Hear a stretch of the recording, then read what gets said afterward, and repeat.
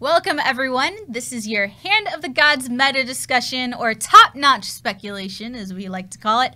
My name's LaTigris, here with Gormeister. How you doing? Doing good. Not sure I would refer to it as top-notch, but definitely definitely one of the top-notches. Yeah, we'll put our best foot forward, Exactly. and therefore it's hovering up there. Because I think speculation's a good word, because the thing about Hand of the Gods compared to SMITE Paladins is there's so much that can change between now and when the players are actually at HRX with introduction of new cards and everything. It's so hard to try and say, this is what we're going to see at HRX. I mean, because even then, we saw during the qualifiers, just a couple mana changes to a couple of cards in your pantheon, and all of a sudden that pantheon disappears. It's like, hey, this was played every day, now it's not played at all. Hey, this was never played, now it's played all the time because all of the costs got lowered, something like that.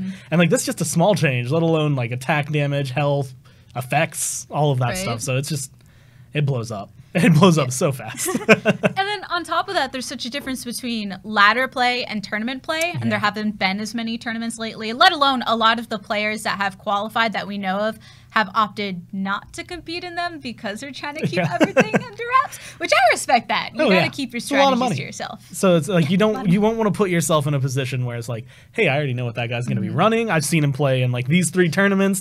These were the decks he was trying out. I'm gonna try to build against those. Then you get into mind games like, oh, was he running those to try and mess with us so people would counter build those, so you could bring a counter to that counter, and then it just goes deep, and there's no point in doing it. Just keep your secrets. It's okay. Keep them. But we're here to try and figure out what those secrets are, because we're speaking specifically about maybe some things we can expect at HRX, but basing it on the feelings currently about these pantheons. So we'll go through them, maybe throw in a couple of the players we know that are competing in the Founders Tournament, see how they might feel about them, and go from there. So, you ready for the first one to talk about? Ready for the first one. We're actually going to touch on Egyptian first. So good old Ra. Yeah, Ra. Very popular throughout the qualifiers, not because he was majorly changed or anything, just so much combo potential. And I feel like the one thing that Ra has always provided, some of the other pantheons miss, is he's just consistent. You always know what you're going to get into, even if you don't get the draw you want. The shuffle's really bad, all of your high mana costs. Everything costs pretty much from 4 to 7. So you know what you're getting into most of the time. That, oh, hey, I didn't get my Sunder, so I don't have anything to deal with this early on. Or I didn't get Bastet and on her, but I still have my Thoth, my Geb, my Annihilation in hand. So I can handle that. I'll just heal through it and hope for the best. So he's just consistent. He's solid. And the feelings towards him from the players, because I do have to give a shout out to those that were talking in the Discord yesterday. Saw quite a few people giving input, and then had a good DM conversation going with Kenneth just about kind of how things are. And Egyptian seems to be in that place where it's not the one everyone's screaming about. Nobody's going and running out and getting tattoos of Ra on them because of how Raw, R-A-W, he's been do you see it? Yeah, I can, maybe.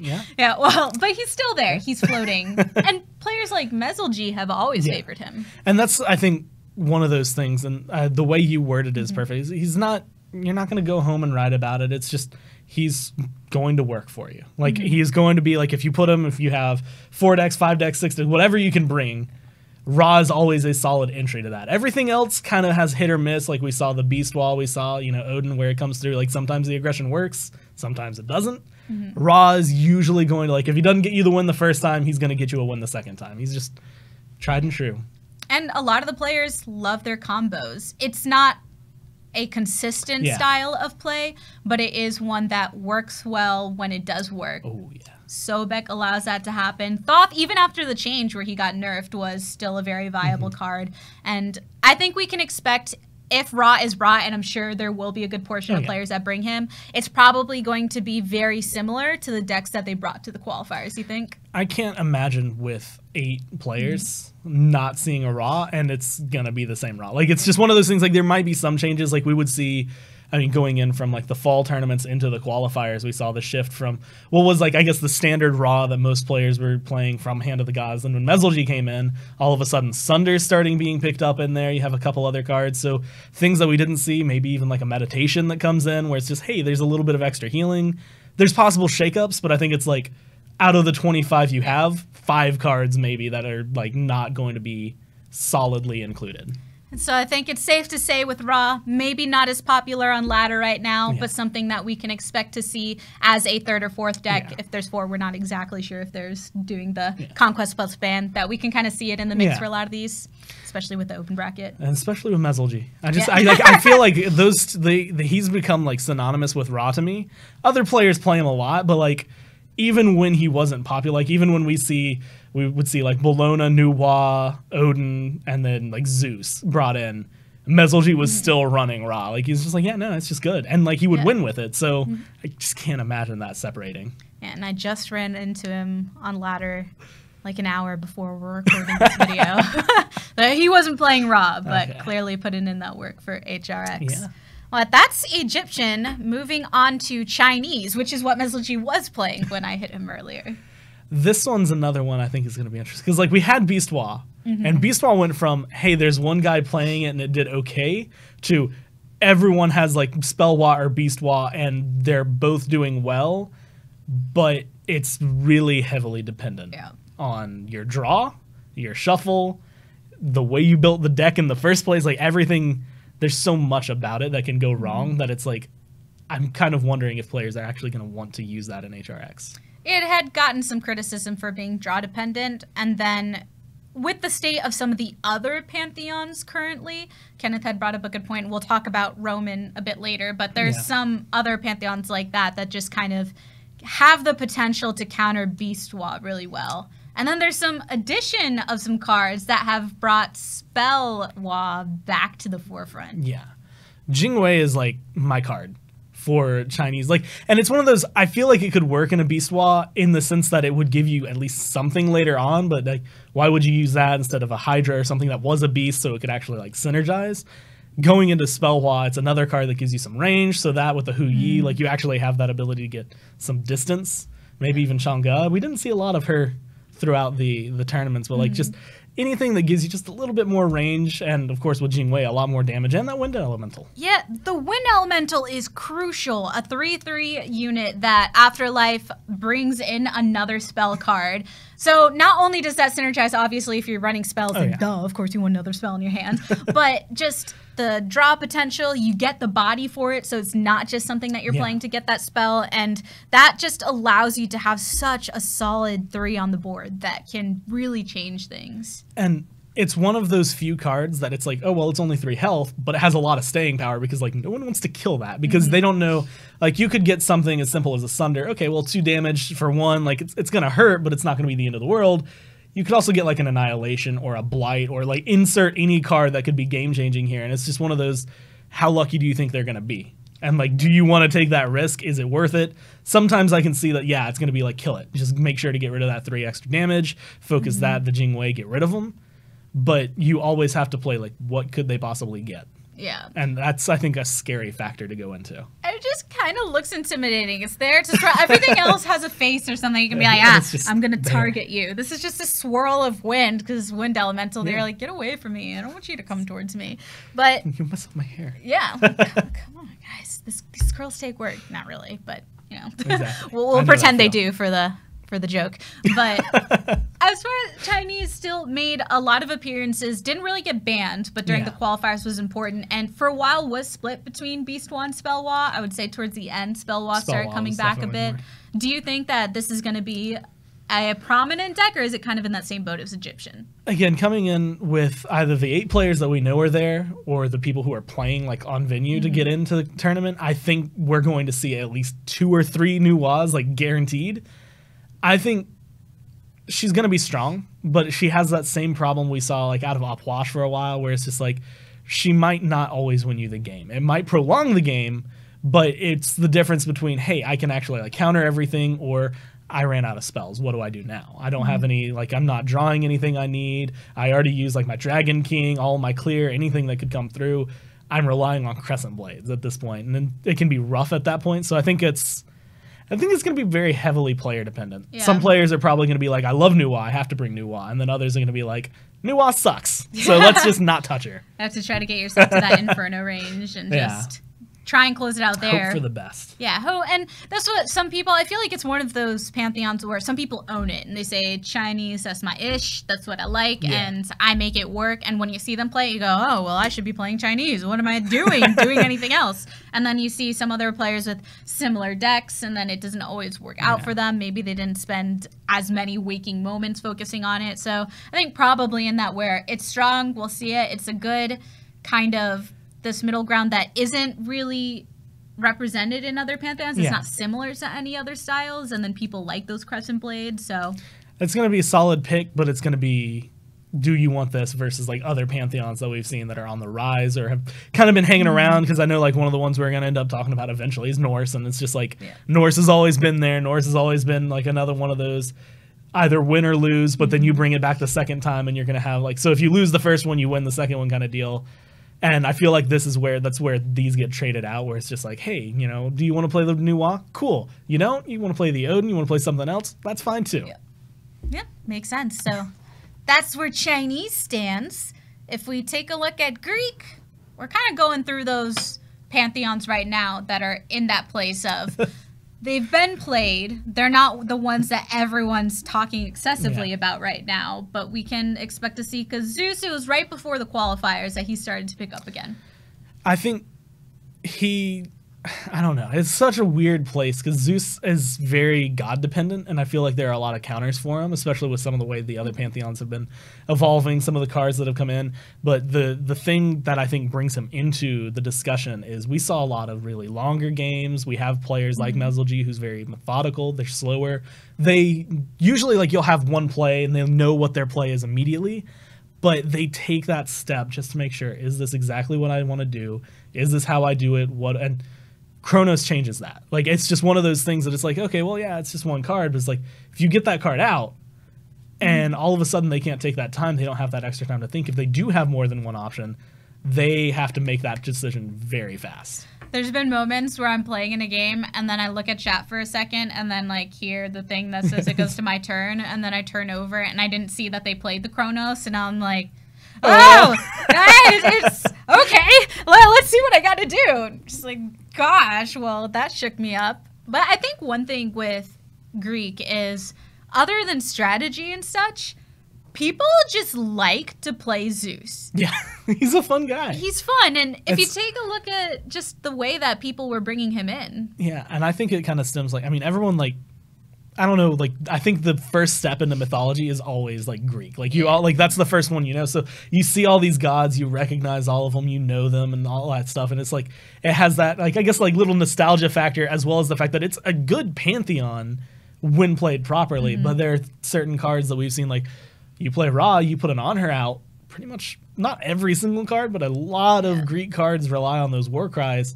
All of a sudden you don't have anything coming down. You can't play your Athena the way you would like to. You can't play, just insert Greek card here and it's getting shut down. But your Arachnes, your Apollos, they still kind of work, but you need the entire thing to work together for it to actually synergize. And then I think one thing that people have enjoyed is Divine Vengeance to counter Hindu, and the fact that let me wipe out all these pillars. That's been a big reason for people bringing him back. But yeah, people just genuinely like it. They are attracted to the lore. If you look at the Deck of the Week videos, a lot of them have been Greek, and it's not because I have a bias for it. It's because everyone submits like Zeus decks. Yeah, they're all like, here's my Zeus deck. He submitted a Zeus deck, most of them, and that's why we're gonna get some other ones too coming in the next weeks. But it's because people like it. They're like, hey, this is what I've been playing around, and we like these units. And I think the other card in the Greek pantheon, at least, that kind of helps bring Zeus, like you had said, like the Divine Judgment coming through to help deal with the pillars, but also the Shock and Awe has been really big, just in the ability to give you more silences so you have more control. And depending on the war cry you repeat, like you either get a little bit more damage, you get to do another Nemesis proc, you get to do like insert again war cry here, where it's just like, it can have such a big impact, like especially if you do it on the same turn, like you said, Artemis. Play Artemis, your next card's Athena, that's 6 damage. Okay, you play Shock and Awe, your next card's Athena, that's 6 more damage. Like, it just, you can combo that up and stack it up to get 12 damage to either help clear the board, help hit the stone, whatever you really want to do. And I think it's another one of those kind of like Nuwa, where I think certain players are going to want to bring it. I think it's a little bit more edgy than Nuwa. Like, it's kind of like, are you going to play it? And if you are, like, how sure it's going to be like a, hey, I'm up a game, let's try my Zeus deck. Yeah, repeating your powerful war cries, having basically a non-god board clear. Yeah. And just having these units that can have that extended value if you want to go wide with, with Arachne. I was about to say Artemis. A's, big problem. Or Artemis brings in that damage. You still got the classic Athena. There's a lot of A's that are very popular. Not a lot of Ares. Although I think we started to see Ares a little bit towards the end. It was one of those, he's just one of those cards that's like, he's good, but also not good at the same time. Like, it's really dependent. And it's, do you want to put him in there instead of insert other card here? Like Fire Giant. And even Phantom Grasp to a certain extent, where it's just like, well, yeah, I get a big card out of it, but I could also just take one of your big cards, and then what do you do? Yeah, I've seen him in ladder a bit, and then I'm like, oh, Callie. Right? Like, it's easy to counter, but fun to play. Yeah. So we might see, I think the 3 that we just talked about with these pantheons are kind of those that they're strong, they can still be played. They're not the one that, they're not on the VIP list for anybody, but they will probably have a big presence there. Moving on from Greek then, we've got Mayan.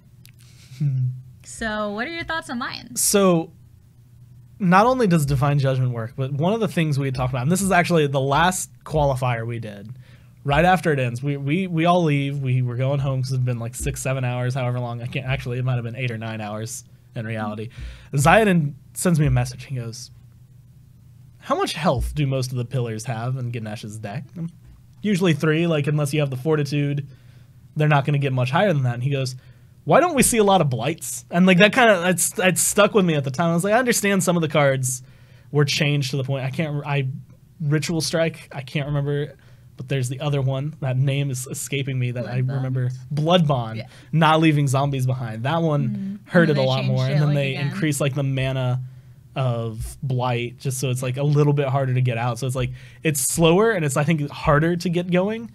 But I still think it might have that presence as like a, hey, you're playing Ganesh, I'm going to do this. And I think that's the same place for like Ra, for Zeus, where it's just like, what can we do to deal with these pillars?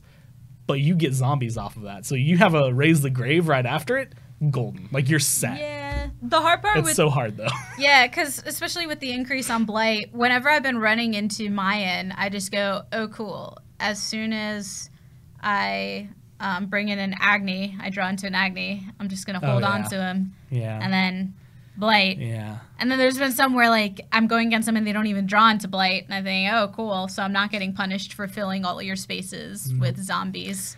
It's just so hard. Yeah, Pillar of Earth. Let me lock down your zombies, too. Yeah. So it's one of, I think... Perfect scenario, you could probably try to pull it off. Yeah.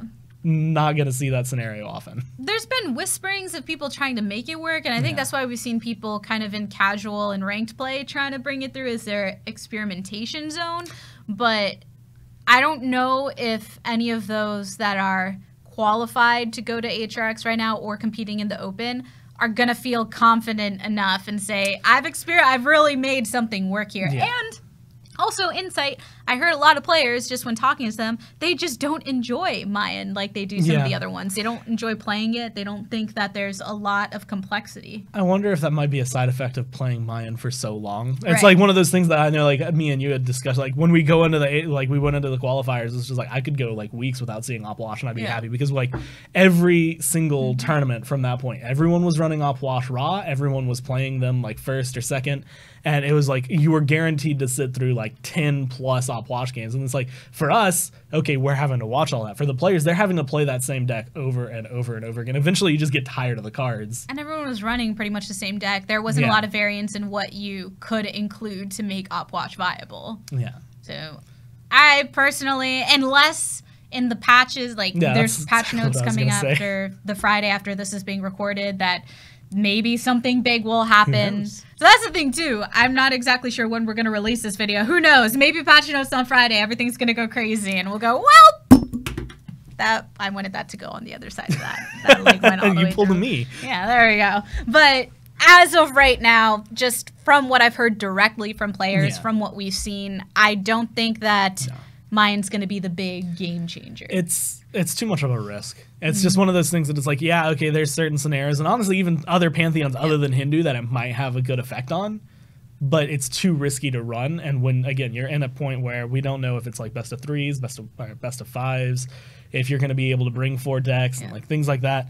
Do you even want to try playing it? Like, is it worth that risk when the other pantheons that we've covered are usually going to be better to fill that slot? In the Open, during the Swiss rounds, I believe it's best of 3. And then I know that the single elimination bracket for the Founders Tournament is best of 5. Yeah. So especially if you're just going in best of 3s in Swiss and you only win with 2 if it's Conquest style there, then you might not want to bring in Mayan. No. Definitely not. That's our status on Mayan. Next up, Norse. This is another one that I think fits in with kind of like the with Zeus and with Nuwa, where it's just like, I think he's more prevalent. I think Odin is played by a lot more players than we're going to see out of Nuwa or Zeus. And for a while there, it was kind of like, hey, Beastwa, I don't need to play Odin, I'll play Beastwa. But since she's kind of falling away, she's not as strong because of how draw dependent. Odin's still in the same boat, but you can do a little bit more with the draw from Odin than you could with Beastwa. I will tell you, people love them. Some Fafnir. So what? For the ladder? Oh, for the ladder, true. I thought you said sporadic. I was like, that's just a great way to go through ranked. Is just, hey, I'm going to get a quick win. Fafnir Odin has been great, and there was actually a bit of a debate in the Discord of whether it's consistent, because some people have the experience, every time I go against it, I lose, and then others, what? Sometimes he doesn't draw into what he needs, and that can just burn you down. I've had games where I go against that, they get exactly what they need, and I look back at my play, I look back at what I did every turn, and I think there's nothing I would have changed, nothing I would have done differently. They just had what they needed, and that was that. The glory of it is because, like, I mean, because the Fafnir, all of your cards, like, by the time you hit your 3rd turn, you can play everything in your deck. You know what you're going to be getting. If you get a Runestone really early on, then that gives you that, like, extra combo. Say, okay, well, turn 3, I have 3 mana, I'm going to play Runestone. Next turn, I have 4 mana, I'm going to play two cost cards. They're going to be able to rush you down. Next turn, 3 and 2, like, and so on and so forth, to the point where you burn your cards fast, and if you can get them out and get them actually like applying that damage, then you are in a good spot. The problem is applying that damage and making sure that you get it, because once you burn through everything, you're still drawing stuff you can play, but it slowly but surely starts to just tick down. You don't have as much aggression, and it's kind of the same problem we used to see with Odin, but like accelerated because of the low cost. I mean, the thing is, though, I think that a lot of people are gonna run it at HRX, because while the extended curve Odin isn't as popular anymore, there's something to be said about having that lineup where you have a couple control decks or a couple extended game decks, and then you have that one to burn down. And when you know everyone's going to be running Hindu or Bologna, whatever it may be, then you bring that Odin deck, and while maybe you get a loss on it because you didn't draw the right way, in your next game, if you do draw the right way, you're pretty much guaranteed the win. And that's a scary place for anything to be. I think we're going to end up seeing probably, let's see, I just, out of the 8 that I can think of, probably like 5 bring in like a Fafnir Odin. Everyone's going to bring an Odin.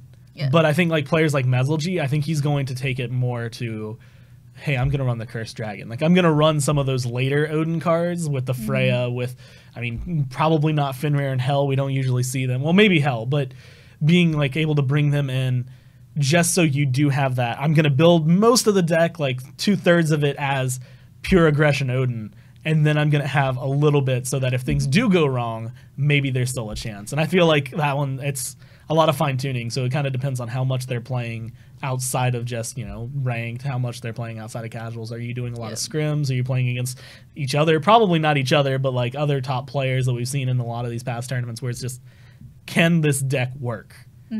And if so, we'll probably see maybe a variant, I think, come out of some of the more, I don't want to even say methodical players, because they're all methodical, but it's like some of the players that kind of prefer that longer style. Well, and that's the weird thing, is talking to a lot of these players, none of them really prefer aggro. So the fact that some of them have run it, it seems to be out of that logical place of, it's not that I want to run this, it's that I understand I have to. Like, I have to have something of that sort. And we saw, Unscathed going with those faster games that he had, and it ended up in him qualifying to the tournament. So even if they don't really want to play those games, I think we'll see a lot of them just because they realize that having a bit of that switch up can be very helpful. Yeah, it's just, I mean, again, it's another deck that, yeah, you might lose a game with it, but like you're guaranteed, well, not guaranteed, but you're more likely to win playing that than you are if you are running something like, you know, Op Wash. Like you're not going to pick Op Wash over that.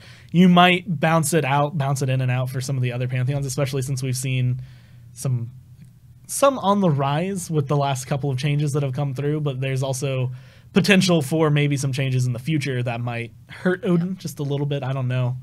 Because again, that's kind of the upside downside is for right now, everything is more, not necessarily the same, but like it's kind of consistent to where we've seen it with tournaments. I have no idea. Like there could be one really crazy change or one really crazy card that could bring like Mayan from the grave, literally, and make it a much better deck. So it's going to be interesting. Yeah, we'll have to see. As far as Norse goes, I think that's one of my pantheons to watch going into HRX, one of the top ones there. Oh, yeah. And going into the next pantheon to talk about, it's Hindu. Yeah, this one's going to get played. Yeah, I don't think there's any argument for that. Go watch the last few qualifiers. There you go. Like, even just everyone realizing how it was, and even though it got kind of that invulnerable crown taken from it, which was good. In the last weekend, we saw where Goodfeller, and he had been talking with a lot of his friends, and they decided that, hey, this is how we counter. And that's where we saw in 1 week, Ganesh was getting banned every single round. And then in the next one, Goodfeller and some other players said, nope, I'm not going to ban it. I'm going to work in AG and Outcast, was talking to them and some other people how they did this, and then there we go. So it's not that you can't beat Hindu, but that doesn't change the fact that it's strong. Everyone's going to play it.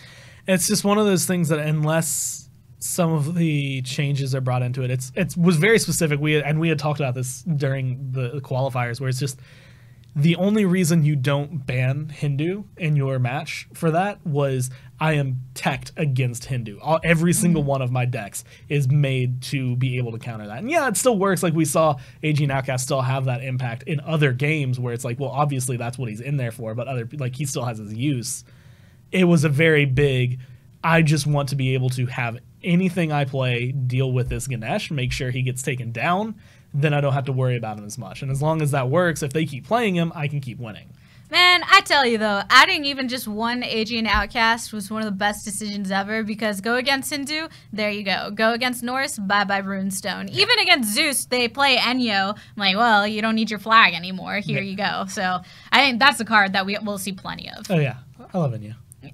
Oh yeah, and yeah. Oh, do you mean the Runestone? I meant the AG and Outcast, but all of them. Yeah, all great cards. Every card. Even with the increase in mana on Runestone, I think that we'll expect to see. Yeah, it's gonna be interesting, but I still think it's gonna be in there.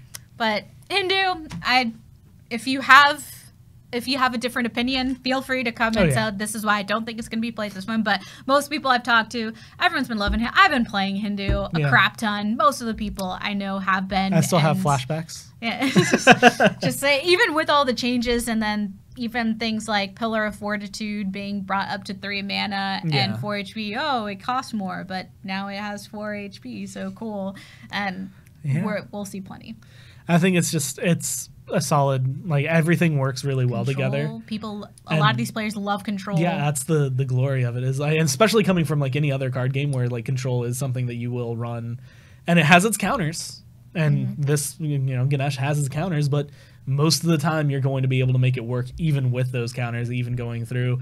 It's just even small like changes. Hey, this costs a little more. Hey, this costs a little more. It still overarchingly works together. Yeah, and we saw when Yi Chang had qualified, he was playing Hindu before the big changes that made him really viable. Yeah. And he had mentioned how he really likes to kind of stay ahead and try and come up with those innovative decks. So that's one thing about these players too. We're talking about all these things we expect to see, but who knows? Maybe something will pull someone out. Someone will pull something out. I expect it to be, at least for some of them, because I know like Yi Chang, even Pop Pie to an extent, Goodfellow, like some of these other players are more likely to kind of switch up what they're playing or come in with something that's unexpected. Even if it's just like a single card in that deck that's like, hey, no one was running that, but all of a sudden it comes down and that's actually like the bane of my existence for this matchup. But I think it's going to be accompanied with, and like even Mesolgy, I expect to bring something completely different because he's going to sit down and like do his Mesolgy thing where he theory crafts a deck that's different but still works out well. But we're still going to see his raw. We're still going to see like it's going to be maybe something that's kind of out there, and then this is a solid deck that's always worked for me. So Hindu, you will see it. Last one we have is Roman. I like Bologna. And you were hating on Bologna back in the day. I think I can't remember if I said it this way, but I was like, I always liked her cards, but she sucked. Like, it was just so hard to get her going. You'd sit there until you hit 6 mana, and then you'd play 1 card. And then you'd hope that that card could stay there and that your health was high enough that you could get to your next turn and play another card. Like, it was so hard to get things out. And then slowly but surely, people started figuring out, well, this is how we can make Bologna survive till we can start getting those cards out. And then it started shifting to, well, now there's some cards in Bologna that can act, like in the Roman pantheon, that can actually get us to the point where we can get these cards out. And now it's kind of like, well, now Bologna actually has something. So now she's actually to the point where, like, oh, she's way stronger than she's been before. Yeah, everyone's always kind of liked her, even when she was weak and they didn't play her. Yeah. They still liked her because of the fact that as Pop Baylona. Yeah, Baylona, and then you can't not like her. Yeah, the way that Pop Pie put it too is she kind of just embodies what Hand of the Gods is with the board component, since her leader ability is all about positioning. So she's got that cool vibe of like, this is where I belong. Yeah. I'm supposed to work on a board, and I have all these cards and everything that is solely based on positioning. But the smartest players know, they said, we may like her, but we're not going to necessarily play her when she wasn't doing so well. But now, when you have things like Caldera Nova, and you have Promote, and then Bacchus, even after being brought down to 3/3 for 3 mana, still considered really strong in OP, these cards have made it where all these mid-range lovers, they have something that they can rely on in the early game. And I think that as long as it stays where it is, like currently, I think we're going to see a lot of Bologna. If it has some changes, as long as they're not like super negative changes, I still think a few players are going to bring Bologna, like at least. And it's just one of those things that, again, depending on 3 decks, 4 decks, however many you're allowed to bring, she's one of the ones that has kind of escalated herself up there as that, well, I can bring her, I'm going to play her. And I expect, as if she stays in the state she is now, we're going to see a lot of her. If she gets brought down a little bit, we're still going to see her, just not quite as much. There's just so many... I mean, Caldera Nova is so freaking annoying to me when I start a game and I see 2 Lava Tiles, and I'm just like, even if I don't put anything on them, you're just going to move my stuff on there, especially when I'm playing Hindu, and I'm like, once you put my pillar on there, I can't do anything about it, and it's so frustrating. But no one ever uses it to activate it later on. They just use it so they can get those early on. And then you have Promote, that's just a really good way of controlling the assets that are there. And then even the fact that you can use a card to bring out any 7 mana unit and stuff. There's just so much that you can do with her now that I think she's going to be a huge talking point. And again, I think it's just the things that enable getting to that late game point. Because like you still have to then worry about, you know, your Terra that comes down where it's just like, hey, look, big stun for everybody, and I get control, and I get a big body. Like you just, as long as you can consistently get to the point where, okay, I'm surviving through the early game, maybe even getting some damage down, and now I'm getting these big units out that have made Roman strong before. Now we're looking insanely strong to the point where it's like, okay, how do we take care of Bologna? Again, the answer is going to be like, how do we kill off all these units early on? I expect maybe a Spell Wah to try and keep like some semblance of control, but again, it's just very difficult to try and take it down right now. And it's, the players are going to have to, like, I think it's going to be one of those things that she'll become big. Someone's going to figure out the counter for it, and that's going to be at least one of these players, if not all of these players, coming into HRX prepared for that. So, as it stands right now in the state of the game, and based on what the players said when chatting with them yesterday and everything, they're basically talking about Roman, Hindu, and Norse. I would have to agree. I think those are going to be major pantheons to keep an eye for. And then Ra's always going to be there. Yeah. I don't know if Greek is going to... I feel like sometimes when people look at Ra and then they look at Chinese, Greek may... Get glanced over. Like, it really depends on, because of the state of, if they really want to have a Norse deck. And I think, I mean, if you want some kind of variety, that you should. I think it's, like you said, like, as of right now, we're going to have, you know, 3 standards, which has kind of been the whole thing where a lot of players would bring at least 2 guaranteed, which I think is Hindu Norse. one that's strongly implied, which is going to be the Roman, and then one that's flavor. So for some people, it's going to be the Ra. For some people, it's going to be Nuwa. Someone might say, you know what?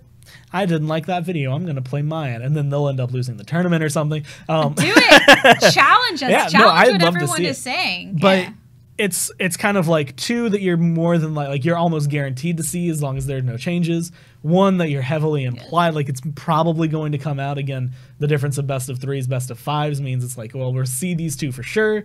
We'll probably see that third one, and then one that's a flavor pick that you think is strong enough because it's going to be the one that's not banned out. It's going to be the one that you have to rely on most because you ban out Roman. Okay, well, at least I have my Norse, my Hindu. You ban out Hindu, well, I have my Norse and my Roman. You banned out Norse, I have my Hindu and my Roman. But like, you ban out any of those and you have to win 3 with 3 different decks.